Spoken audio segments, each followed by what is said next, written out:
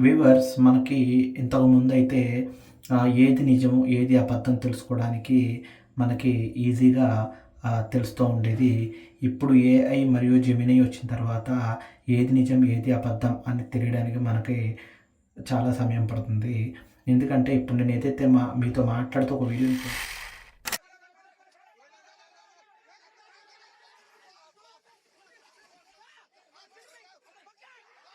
వీడియోలో జరుగుతున్నటువంటి ఏదైతే సందర్భం ఏదైతే జరుగుతున్నటువంటి ఒక విషయం ఉందో, ఇది నిజమా? అబద్ధమా? అనేది మనకి అర్థం కావడం లేదు.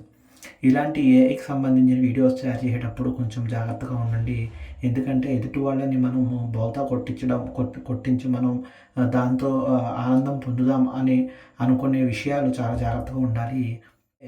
రీసెంట్‌గా ఒక ఊర్లో వాళ్ళ ఫాదర్ లేట్‌గా ఇంటికొస్తున్నారని ఒక కుర్రవాడు ఏం చేశాడంటే, ఇలాగే ఒక సింహమో, పులో ఇంటికొచ్చినట్టు క్రియేట్ చేసి వాళ్ళ ఫాదర్‌కి పంపడం జరిగింది.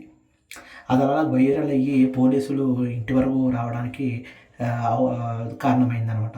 కాబట్టి నిజంగా కూడా మనం నవ్వుకోవడానికి చాలా బావుంటాయి. కానీ మనం ఇలాంటి ఏఐకి సంబంధించిన వీడియోస్ తయారు చేసేటప్పుడు మాత్రం మనం ప్రజల్ని కూడా దృష్టిలో పెట్టుకొని చేయవలసి ఉంటుంది.